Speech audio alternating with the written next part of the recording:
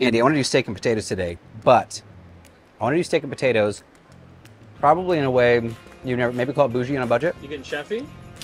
Yes. Let's get chefy. A little chefy. I'm going to show you guys steak and potatoes flipped on its head. Add some mushrooms, add some sauce. It's going to be good. Let me show you how to do it.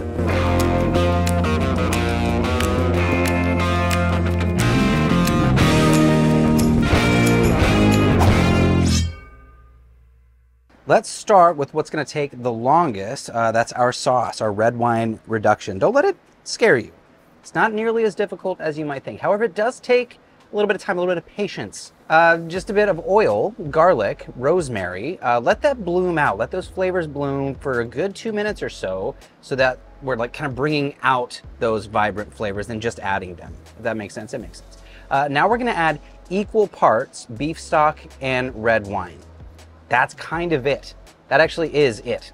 That's it. You can add some salt and pepper here if you want to, but I want just the beefy flavor of the broth and the flavor of the wine. Now it's gonna reduce and concentrate. It's gonna reduce like by 4, by 5, by 6, as many numbers as you want. It's gonna reduce until it's really glossy, really, really glossy. I mean, you're probably looking at 15 minutes or so to let that reduce. Now, when that's almost finished, let's get over to our potatoes. I got some red potatoes. I'm gonna treat them a little differently than we traditionally do for a steak and potatoes. I mean, you could do a baked potato, you could do big chunks. I'm actually doing small chunks, and we're gonna make it into a potato salad.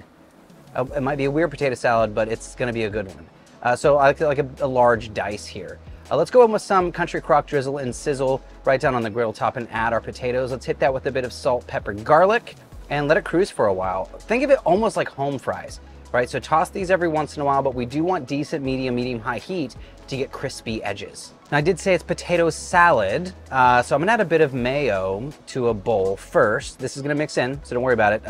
We're gonna go in with some peppers. Now, I'm not cooking my red and green bell peppers, but I do want them roughly the same size as my potatoes. Now, I'm not cooking them because I don't want them screaming hot, but most importantly, I want them crunchy and sweet. We're gonna balance our flavors over the course of this dish because we have a lot of savory going on. I want some sweet and I want some crunch to contrast so it's more pleasant on the palate when we eat it later. I'm gonna add lemon juice and parsley to this. That's pretty much it. Now, if you wanted to do this cold, you could have the potatoes mix them in, which we're gonna do in just a little bit. You could do all this cold and serve it like a hot summer day.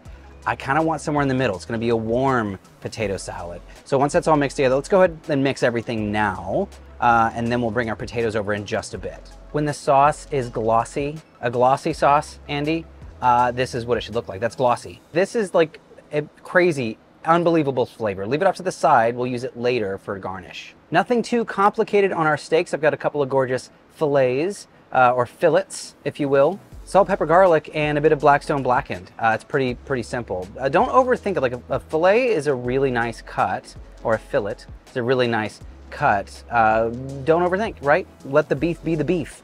I'm gonna go down on high heat with my Country Crock Drizzle and Sizzle and cook those gorgeous steaks right in that. I want to do one more thing to amp up the flavor, garlic and rosemary. Now put this in the middle. Don't let all the garlic touch just yet because we don't want it to burn, but we do want to start heating up slowly and seasoning, adding more flavor to that drizzle and sizzle as it cooks. Today I was lucky enough to find some king oyster mushrooms at the grocery store. Any mushroom will work just fine, but these are so much fun. If you see them, give them a try. They're beefy, wonderful flavor, but we'll want to take one extra step to make them a bit, what did you say, Andy? Chefy? A bit chefy. I'm gonna cross hatch these. It's gonna give us a really beautiful appearance after it comes off of the griddle nice and cooked. So very simple, just crisscross applesauce. A bit more of that drizzle and sizzle and throw your mushrooms down, cut side down, right? Or your crosshatch side down. You'll see in a minute how gorgeous these are gonna be. Let's check on our steaks. Give it a little 1-2, a little what for, and all those flavors going on the griddle. And that's what I'm talking about. That gorgeous Maillard, that crust, that beautiful crust. Like there's so much aroma and flavor going on right now. This is amazing. I think we're done with our potatoes. We don't want mushy. Don't take it to mushy. Right when the potatoes are finished, that's when we pull them off and put them into our bowl and mix it together with all those veggies and the mayo. Now you'll notice the mayo starts to loosen here because the heat of the potatoes are kind of like turning it more into a glaze, a sauce, just a tossy sauce.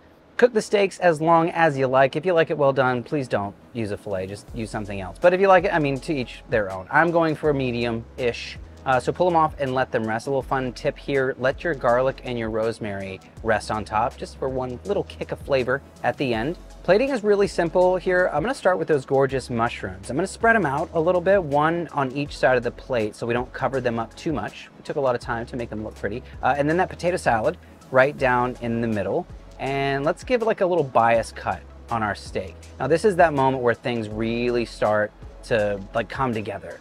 Like all of our hard work is paid off and we're getting to see the painting come to life. I love this part. And the last little chefy touch, thanks Andy, the chefy touch, that red wine reduction, that gorgeous umami beefy flavor of that red wine reduction. This is stunning. This is stunning. It's almost too pretty to eat, but we're gonna eat it.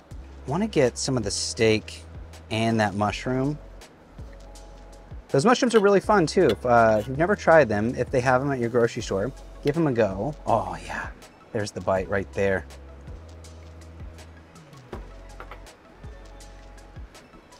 So beefy, both the mushroom and the beef, and then some of the potatoes, right? They're very colorful. That's where a touch of the acidity comes in. This is really fun. We talk about balance a lot. We've got the savory, we've got the sweet, we have a touch of acidity, beefy flavors through the roof. Cooking in the drizzle and sizzle was a lot of fun too. If you haven't tried it yet, go grab some of that. That's how we go, I don't know, bougie on a budget? Would you call it that? Yeah, sure. Nothing here was difficult. Nothing here was hard to find, I guess, except for the mushrooms. But skip that part and you're still, you know, cloud 9, cloud 10. What's that phrase? I'm all over the place. I don't even know. I don't know. There you go. Leave me a comment down below. Let me know what you would like to see in the future. Let me know if you guys like this or if you're gonna try it. That red wine reduction, that sauce, so money, so gorgeous. Nothing was difficult. You guys give this one a try at home. This is Cook, Eat, Repeat, where we like to help you become a better cook one recipe at a time. I'm your host, Chef Nathan Lippy, and I'll see you all in the next episode.